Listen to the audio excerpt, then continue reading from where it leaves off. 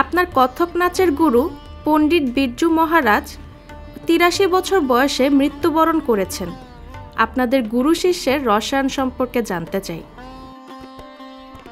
এখন আমার বিছানার পাশে একটা ছবি আছে, যেটা ঘুম থেকে উঠে মা আর আমি, আর পাশে আমার গুরুজি আর আমি, মানে আমার অন্তরের এমন জায়গায় স্থান করা গুরু। আর উনি ছিলেন আমার অনেকটা কি বলবো বন্ধুরই মতো, মানে আমি আর মহারাজজি একেবারেই বন্ধু যাকে বলে। আমরা মানে ক্লাসে উনি যখন দুষ্টামি করতেন, যেগুলো খুব উইটি ছিলেন, ভীষণ উইটি, সব ব্যাপারেই একটা ফান করতেন, যেটা মনে হয় আমার মধ্যে এসছে, যেটা আমিও ক্লাসে করি একই জিনিস। এটা আমি ঠিক ইচ্ছা করে করি না, ওনার কাছ থেকেই মানে এটা পেয়েছি আমি। তো আমরা দুজন খুব বন্ধুর মতো ছিলাম।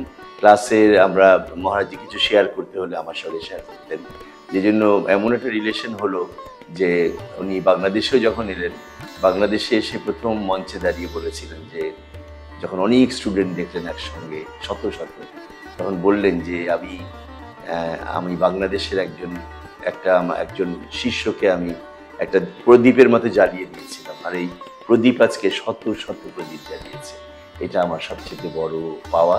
এবং সত্যি বলতে যে মহারাজজিকে আমি অন্তরে ধারণ করি, আমার প্রতিনিয়ত উনি আমার অন্তরে আছেন।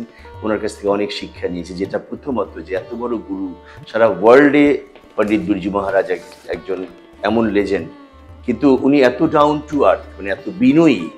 এই শিল্পী যত বড় হয় তত যে বিনয়ী হতে হয়, এই শিক্ষাটাও আমি কিন্তু সেই অল্প বয়সেই আমি পেয়েছিলাম, যে তুমি যত বড়ই শিল্পী হও না কেন, তোমাকে যত তুমি মানে ডাউন টু আর্থ হবে, যত বিনয়ী হবে, লোকে তোমাকে তত বেশি ভালোবাসবে। আমিও ঈশ্বরের কৃপায়, স্রষ্টার কৃপায় ভালোবাসা পাই, এবং চেষ্টা করি আমি মানুষকে আঘাত না করতে, মানুষের সাথে ভালো ব্যবহার করতে।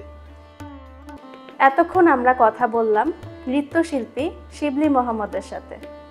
সবাই ভালো থাকবেন, ধন্যবাদ।